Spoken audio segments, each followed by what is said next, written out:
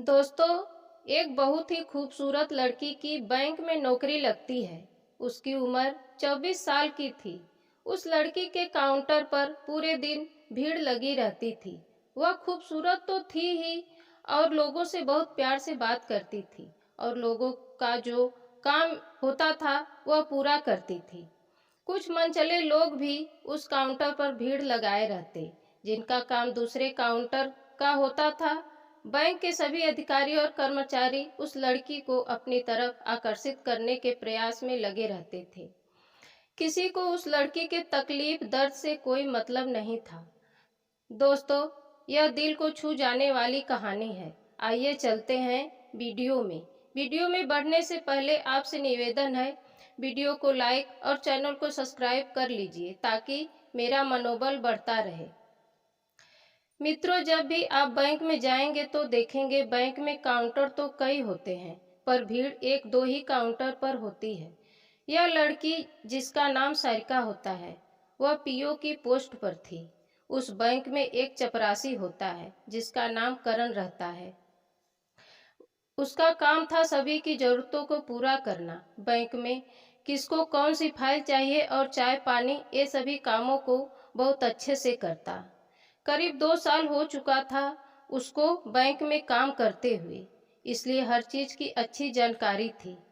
करण सारिका का बहुत अच्छे से ध्यान रखता था। सारिका को जो फूल पसंद थे, जिस कलर की रुमाल पसंद थी, करण सारिका के काउंटर पर रख देता था। सारिका अभी बैंक में नई थी, इसलिए करण की ज्यादा जरूरत पड़ती थी। करण भी सारिका का बहुत ध्यान रखता था। यह सब देखकर बैंक के और अधिकारी को जलन होती कि चपरासी से इतना घुल मिल कर रहती है। सारिका जिस बैंक में काम करती थी वहां से उसका घर लगभग 200 किलोमीटर दूर था, इसलिए सारिका बैंक से थोड़ी दूर पर एक रूम किराए पर लेकर रहती थी। सारिका एक दिन काफी परेशान थी। वह करण से कहती है, पूरा दिन 1 मिनट का समय ही नहीं मिल पा रहा है। मेरी समझ में नहीं आ रहा, मेरी सहेली की शादी है और मुझे वहां जाना है और मैं तैयारी भी नहीं कर पा रही हूँ। करण कहता है, मैडम, अगर मेरे लायक कोई काम हो तो मुझे बता दीजिए, मैं कर दूंगा। सारिका कहती है, तुम जाकर मेरे बदले मसाज करवा लो, एब्रो बनवा लो और जो लेडीज का काम है वह सब करवा लो। करण हंसने लगता है और कहता है, कैसी बात कर रही हैं मैडम। सारिका कहती है, यही सब काम तो है मेरा। करण कहता है, मैडम, आपको चिंता करने की जरूरत नहीं है। यह सब काम मेरी बहन दिव्या करती है और बहुत अच्छा करती है। अगर आप कहिए तो उसे आपसे मिलवा दूं। सारिका कहती, ठीक है, शाम को तुम रूम पर लेकर आओ। शाम को करण अपनी बहन दिव्या को लेकर सारिका के रूम पर पहुंच जाता है। सारिका दोनों को बैठाती है और कहती है, मैं चाय बनाकर लाती हूँ। करण भी उठता है और पीछे पीछे किचन में पहुंचकर कहता है, मैडम, आप मेरी बॉस हो, आप चाय बनाओगी, मुझे अच्छा नहीं लग रहा। आप बैठिए, मैं चाय बना देता हूँ। सारिका कहती है, अपने बॉस की बात सुनो और चुपचाप जाकर बैठो। करण अपनी जगह जाकर बैठ जाता है। सब चाय पीते हैं। उसके बाद सारिका कहती है, चलो पहले हम कुछ मार्केटिंग कर लें। सब मार्केट जाते हैं, जो भी लेना था वह सब लेते हैं और तीनों खाना खाकर वापस रूम पर आते हैं। करण दिव्या को सारिका के पास छोड़कर वापस अपने घर चला जाता है। सुबह सारिका दिव्या को अपनी कार में बैठाकर बैंक ले जाती है और करण किसी के साथ दिव्या को घर भिजवा देता है। सारिका के माता पिता भी सरकारी नौकरी करते थे और सारिका इकलौती लड़की थी। माँ पिता ने सारिका को कार खरीद कर दिए थे। वह कार से बैंक आती थी। अब सारिका को कोई भी काम होता वह करण से कहती थी। करण उसे कर दिया करता था। अगर जरूरत पड़ती तो करण का पूरा परिवार सारिका की मदद कर दिया करता था। सारिका हर शनिवार को अपने घर अपने माता पिता के पास चली जाती थी। करण की माँ कुछ न कुछ खाने पीने का सामान बनाकर सारिका को देती और कहती, बेटी ले जाओ इसे, तुम खुद भी खाना और अपनी मम्मी पापा को भी खिलाना। इसी तरह सारिका भी कुछ अपने घर से लाती तो करण को दिया करती थी। यह सब देखकर बैंक के और अधिकारी काफी जलते हैं कि एक चपरासी को इतना भाव देती है, उसके साथ घुल मिलकर रहती है। एक दिन बैंक मैनेजर ने सारिका से कोई कागज लेकर आने को कहा तो सारिका ने वह पेपर करण को देकर मैनेजर साहब को देने के लिए कहा। जब करण पेपर देने गया तो करण को डांटते हुए मैनेजर साहब ने कहा, तुम क्यों आए हो? जाओ सारिका को भेजो। करण ने सारिका से कहा, साहब आपको बुला रहे हैं। जब सारिका गई तो मैनेजर साहब बोले, चपरासी को चपरासी का ही काम करना चाहिए। यह बैंक है, जरा सा भी कुछ हुआ तो उसका जवाब तो मुझे देना पड़ेगा। सारिका बोली, सर करण तो बहुत मेहनती और अच्छे से काम करता है, उसी की वजह से मैं सब कुछ कर पाती हूँ, अकेले कैसे हो पाएगा। मैनेजर साहब बोले, तुमसे जितना हो पाए उतना करो, ज़्यादा परेशान होने की ज़रूरत नहीं है। अब मैनेजर साहब करण को किसी और काम में उलझाए रखते थे। सारिका पूरा दिन काम करके काफ़ी थक जाती थी। सारिका आगे की तैयारी भी कर रही थी।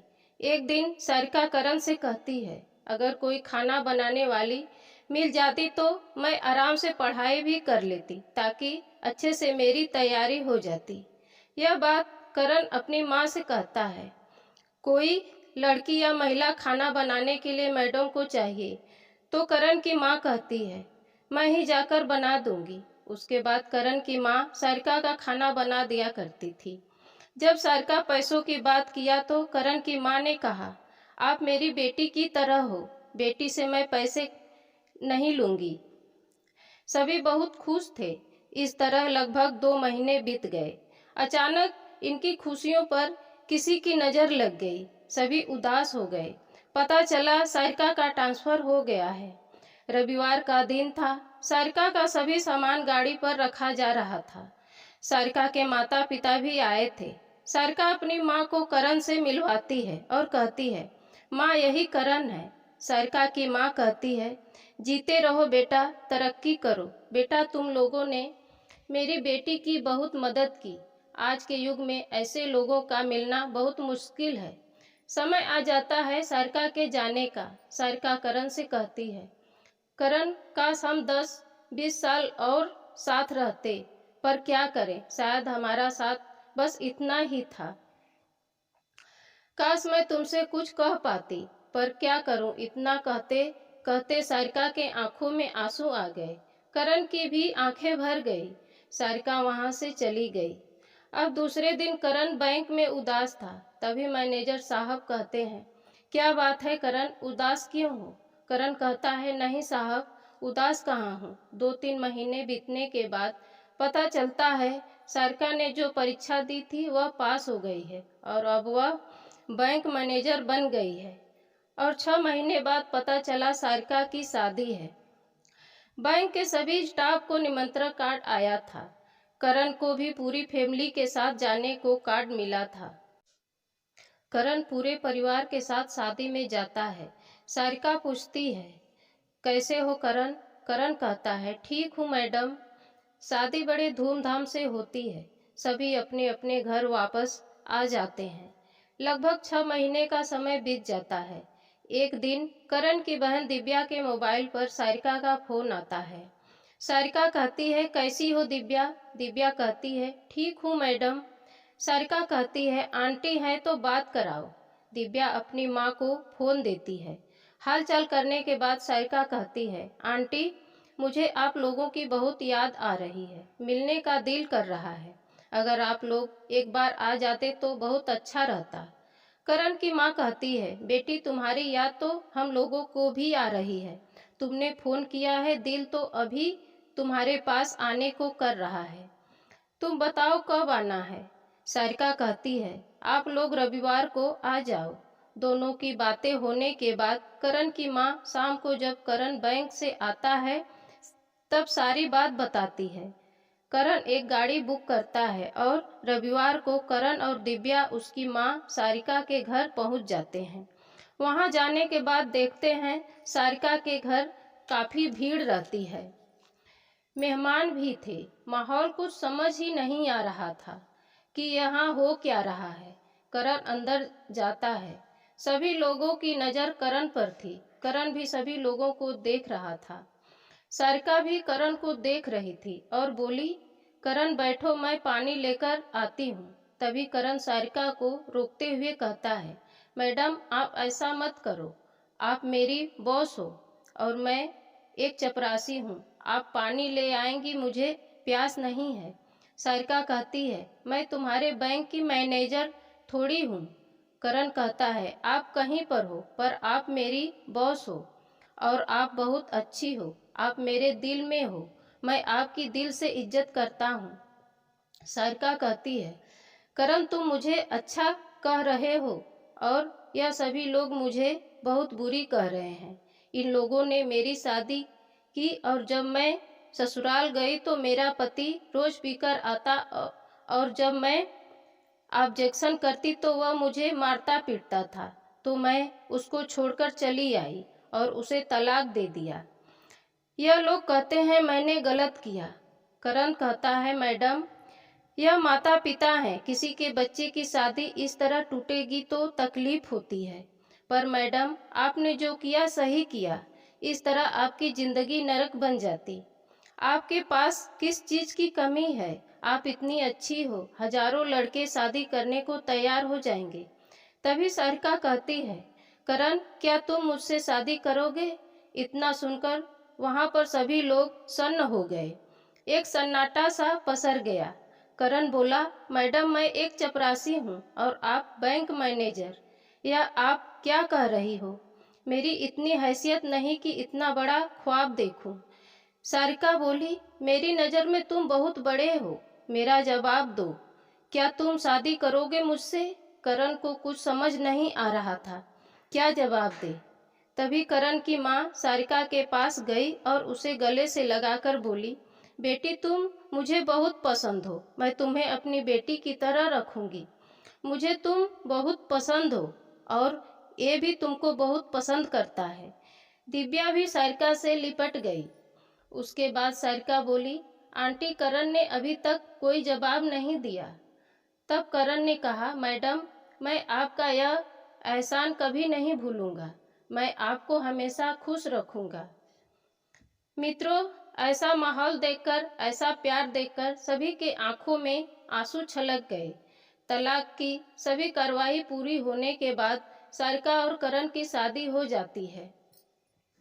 मित्रों, यह कहानी सुनने के बाद सोचेंगे, क्या ऐसा भी हो सकता है? पर ऐसा हुआ है।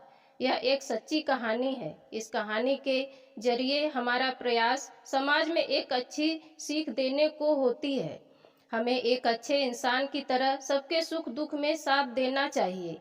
यह कहानी किसी को तकलीफ देने के लिए नहीं सुनाई जा रही है। आप सुरक्षित रहें, अपने आसपास के लोगों को सुरक्षित रखें, स्वस्थ रहें, मस्त रहें। जय हिंद, वंदे मातरम।